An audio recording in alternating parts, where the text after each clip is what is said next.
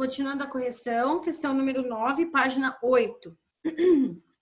Mais uma imagem de Nova Orleans, nos Estados Unidos, certo? E falando dos resultados ali do furacão Katrina.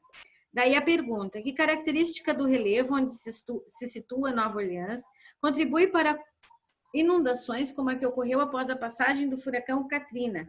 Ou seja, que tipo de característica do relevo fez com que o furacão que passou mantivesse aquela área, além de encher ela, inundou ela e demorou para as águas baixarem? É porque Nova Orleans fica numa região de quê? Que tipo de relevo? Depressão? Não tanto, é uma planície, tá? É numa região de planície. Mas vocês imaginem, fica meio lógico, né? Onde o furacão pegou, que são regiões de mais planalto ou mais irregulares, a água, a tendência é que ela volte, que ela retorne. Agora, em área de superfície plana, que são as planícies, aí ela vai, a tendência é que ela fique retida e que ela vá se dissipando ou diminuindo aos poucos, certo? Então, ali a pergunta, que característica do relevo? O fato de ser uma superfície plana, é uma planície. Número 10. As enchentes e inundações podem ser mais frequentes em vales e planícies quando há determinada intervenção humana em bacias hidrográficas. Que intervenção é essa e como ela ocorre? O que faz piorar ainda mais a situação de uma área de planície? Qual é a intervenção humana que faz com que isso fique ainda pior quando chove? É a situação que nós temos aqui. Quando tem enchente... Poluição? Não. Quando tem enchente aqui, gente, que acontece... Por quê? Porque nós estamos numa superfície plana. Mas se nós não tivéssemos tanto desmatamento, essas águas, elas voltariam para o seu espaço, certo? Além do desmatamento, tem outro fator, que é a impermeabilização. Escrevam aí. Vai construindo um monte de calçada, prédio, asfalto, não tem mais por onde a água ser absorvida no solo, certo? Tu vai impossibilitando as áreas de absorção. A água acumula e sobe. Então, os dois fatores, desmatamento e a impermeabilização do solo, tá? Questão número 11, na página 9. Temos as imagens. E aí vocês precisavam apresentar de forma resumida as características ambientais de cada uma ali. A primeira imagem, o que vocês escreveram? Rapidão. O que eu tenho ali? Uma planície com o fundo de uma montanha. Um vulcão. Isso que... Não, é uma montanha mesmo, não é um vulcão. Que montanha é aquela lá? É o Monte Kilimanjaro, aonde? Na Tanzânia, na África, ok? Já anotem aí. Como é que tu sabe, só olhando a imagem? Oi? Como é que tu sabe? Só olhando a imagem. Porque a gente sabe, né? Eu já vi tantas vezes essa Isso é imagem. porque a pessoa dela tem a resposta. É assim, de tanto ver a imagem, tu tem uma ideia, uma noção, mas tá.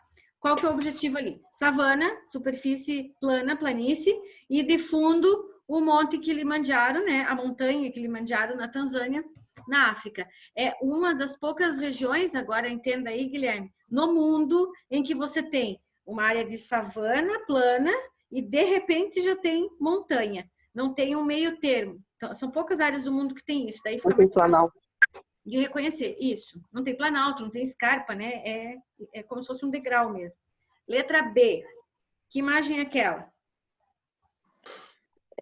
Eu vi como se fosse uma planície com montanha, só que de neve. Então aí não conta como montanha, porque é depósito de neve ali, né? É uma área de planície, certo? Que tipo de vegetação tem ali? Rasteira. Rasteira. Onde que tem neve e vegetação rasteira? Clima frio e vegetação rasteira. Que tipo de bioma é esse? Como eu chamo? Tundra. Tundra, exatamente. Tundra. Pronto. Letra C. Essa tundra aqui pode ser em qualquer lugar, porém, pelo fator, estamos falando de América e África. Na África não tem essas áreas de gelo assim. Isso aqui só pode ser ou no Alasca ou no Canadá. Tá, gente? Não tem outro lugar. Como a gente Eu jurava que o Everest ficava no Alasca. Não, o Everest é na Ásia. Tá bom, vamos lá. Letra C. Estão vendo a letra C ali? Tá. Sim. isso aqui é o quê? Que tipo de relevo? Montanha. Na verdade, Montanhoso. morro, né? Cadeia de morros ali, não são montanhas. E lá embaixo, o que a gente vê? Duvido que você não tem mais que 300 metros. Menos que 300 metros. Não tem, mas hoje em dia ainda não é oficial essa outra medição, né? Então, olha só, lá embaixo, vocês estão vendo que é uma área verde? Então, não pode ser tão alta também. Outra coisa, lá na frente da imagem, na parte mais de cima, perto do céu, a gente vê cidade. Então, aquilo ali é uma planície costeira, tem mar, tem tudo. Qual que é esse tipo de local, então? A gente pode falar que é uma planície com morros ao redor. E essa aqui, segundo a apostila, é a Floresta da Tijuca, no Rio de Janeiro. Essa eu tive que olhar, porque essa sem olhar eu não saberia que lugar que é, tá? A letra D é a mais difícil de todas. Ninguém consegue imaginar que isso aqui é o deserto do Saara. Ninguém consegue entender. Mas poderia ser qualquer outro deserto da África, certo? Qualquer deserto africano. Eu consigo sim. Porque essa imagem é bem popular quando aparece coisas sobre o deserto do Saara. Ó, o Mica. Também coloquei. Não, então, mas é o que eu estou dizendo. É difícil quem não vai entender que isso aqui é um deserto. E como a gente está falando de desertos da África e da América, só pode ser... Não é que necessariamente é o deserto do Saara. Podia ser o deserto da Namíbia, por exemplo. Mas é uma área de deserto na África. Então, tá ótimo. Quem já reconhece, fechou. Página 10, atividade 12, letra A. Vocês estão conseguindo acompanhar, gente, certinho? Vamos lá. Sim. Uhum. A respeito dos tipos climáticos da África e da América, letra A. Qual dos dois continentes apresenta uma maior diversidade de climas e por quê? Essa pergunta já teve lá nas questões da apostila, lembra? Só que lá era o contrário. Era a que tinha menos. Agora é a que tem mais. Então, vocês já sabem que é a América. E por que que a América? Devido à extensão, né, longitudinal dela, tá? Porque ela tem uma extensão longitudinal grande. Vamos lá. Letra B.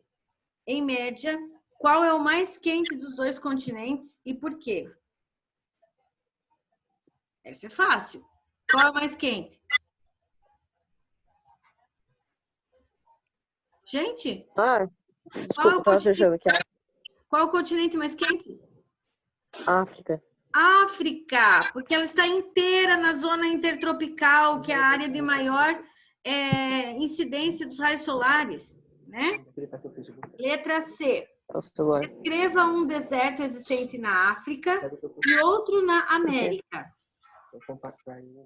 Vamos lá. Vou dar exemplo. Se eu fosse descrever um deserto da África e outro da América, eu diria da África, o Saara, e uma característica, é o maior do mundo. Agora um deserto da América, Atacama, uma característica, é o mais seco do mundo. O deserto do Saara não é o maior deserto do mundo. Oi? Não? Qual que é o maior deserto do mundo? Ah, não, desculpa, viajei. Ele é o maior, mas é o que ele tipo, tem mais seres do que o... Sim, sim. Agora, se eu fosse falar de maior deserto do mundo, realmente, a frase está incompleta. Maior deserto do mundo chama-se Antártica. Então, eu teria que ter o maior deserto quente do mundo, é o Saara, tá? Aqui está pedindo só para descrever um deserto, mas entende-se que é um deserto quente, tá, gente? Então, eu vou dar como exemplo o Saara, que é o mais extenso, o maior do mundo, e na América eu vou falar do deserto do Atacama, no Chile, que é o mais árido, mais seco do mundo, tá? Ok? Porque só chove 5 dias por ano lá, só. E isso não quer dizer que 5 dias sejam em sequência ainda. Pode falar. Alguém não conseguiu atravessar o deserto do Saara a pé? Impossível. Acho muito possível, sim. Subir o Everest é mais fácil, entre aspas, do que atravessar o Saara. Tá, vamos lá. Página número 13. Tem ali a linha do ponto A até o ponto B com uma sequência de números e vocês tinham que dizer o tipo de vegetação e clima. Número 1, clima e vegetação.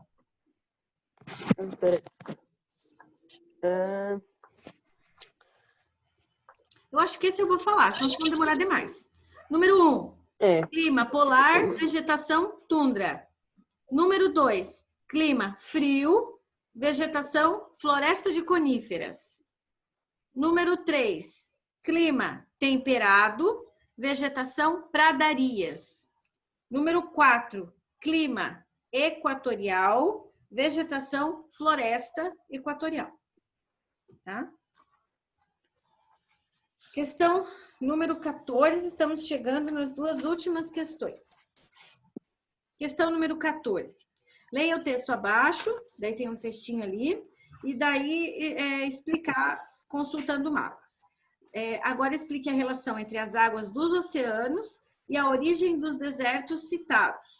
Essa aqui eu não sei como que vocês escreveram, mas assim, onde tem corrente oceânica, onde tem área oceânica, a quantidade de volume de água que evapora é maior, certo ou errado?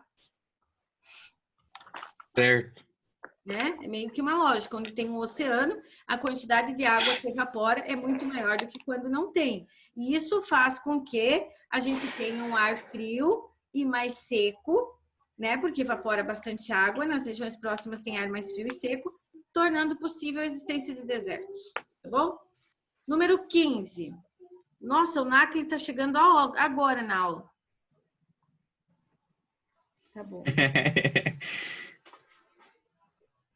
Vamos lá. Número 15. Observe a imagem de satélite do norte da África e leia o texto. Mais um texto para vocês lerem ali. Letra A. Como se caracteriza essa vegetação e qual é o clima que se relaciona a ela? Como se caracteriza essa vegetação? Tá o nome dela ali na imagem, bem no fim, a última palavra. Vegetação de maques? Maquis. Isso, vegetação de maques. E agora qual é o clima que se relaciona a ela?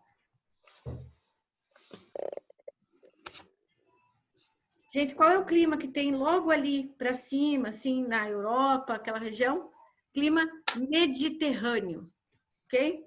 Até porque ali eu não sei se vocês já viram, mas ali é o mar Mediterrâneo. Daí tem clima mediterrâneo e vegetação mediterrânea, né? É assim. Certo. Então tá. O que é essa vegetação de maques ali? Vocês leram? Ah, não, ali não explica o que ela é, né? Eu vou explicar para vocês o que é a vegetação de maques.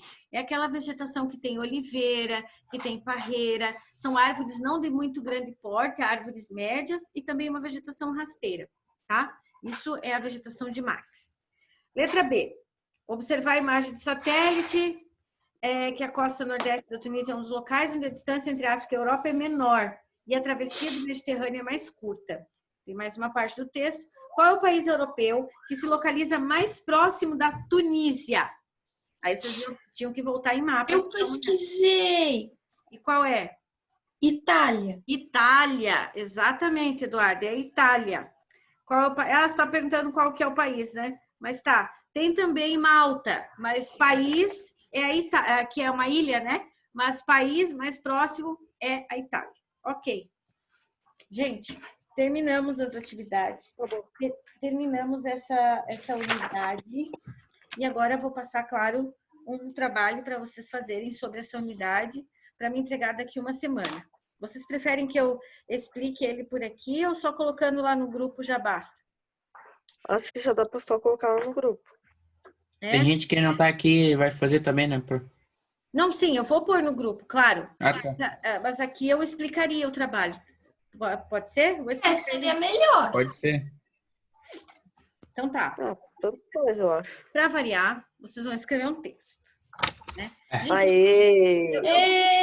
eu queria poder fazer atividade de apresentação, isso aqui, mas é muito complicado dessa maneira que a gente está vivendo. Bateu uma pessoa do prisma. Escrever um Bom, texto. que agora eu só pode mandar escrito. Ai, eu quero escrever um texto. Puta que pariu. Opa! Pera. Desnecessário isso na aula. Ah, tava ligado, desculpa. Lembre-se que é através dos textos que a gente consegue gravar o conhecimento. Mas tudo bem, bora lá.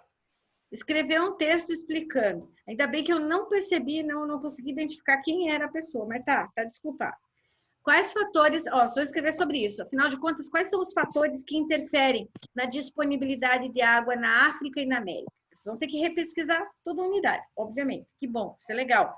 que grava o conteúdo, né? E como é possível interferir no processo natural para melhorar o acesso à água nesse continente? Tem como interferir? Tem. E de que maneira? Aí vocês vão usar informações dos vídeos e das características que vocês estudaram. Os vídeos são aqueles que eu já passei nas outras aulas. Como eu disse, para fazer esse texto, vocês vão ter que resgatar as aulas, o texto da apostila e os vídeos que foram passados antes, tá? Esse texto tem que ter no mínimo 20 linhas, pela lógica, porque é muita coisa, né? Até acho pouquíssimo, eu sei que tem gente aí que nem vai conseguir fazer em 20 linhas, que vai precisar de 30, 40, acho isso ótimo. E agora tem aquela situação das regras, né, gente, que eu mudei para fazer trabalho.